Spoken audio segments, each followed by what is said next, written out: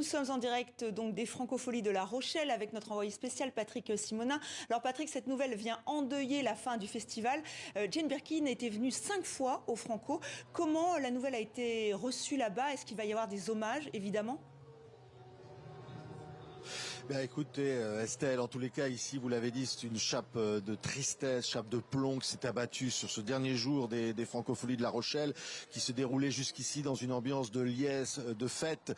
Mais il faut dire que Jane Birkin était venue il y a 4 ans. Elle avait chanté Gainsbourg symphonique avec un grand orchestre. Elle était encore venue il y a 2 ans pour son album Oh pardon, tu dormais, que Étienne Dao lui avait composé. Étienne Dao était même venu ici, derrière moi, sur cette grande scène Jean-Louis Foulquier, pour partager un duo avec elle, malgré la maladie qui se voyait parfois sur son physique. Jane Birkin, jusqu'au bout, a aimé son public, a aimé chanter.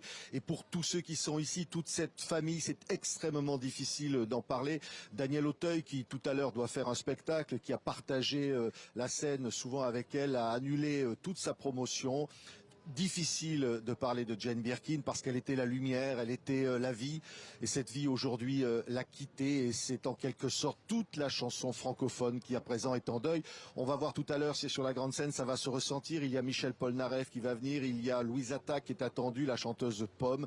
Il serait bien étonnant que personne n'évoque Jane Birkin ce soir. En tous les cas, elle est dans tous les cœurs, elle est dans tous les esprits ici aux Francopholies de La Rochelle. Oui, effectivement, le directeur du festival, Gérard Pont, a dit que des hommages seront rendus ce soir sur scène. Juste un petit mot, on a vu, elle vous avait accordé de nombreux entretiens, Patrick Simonin. D'ailleurs, on va revoir le dernier tout à l'heure dans 64 minutes.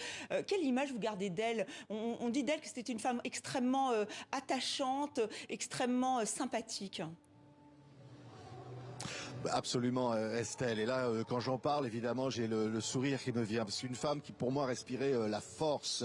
Elle avait un appétit de vie. C'est-à-dire qu'avec le regard qu'elle portait sur la vie, sur les choses, sur les mots, sur la poésie, sur le monde, avec les engagements, vous les avez dit tout à l'heure, eh bien, Jane Birkin incarnait cet appétit, cette force qui n'a jamais pu être atteint dans tout ce qu'a été sa carrière, ses 1000 vies, que ce soit sa première vie en Angleterre, John Barry, et puis Serge Gainsbourg, et puis après les engagements, et puis après la vie, après Serge.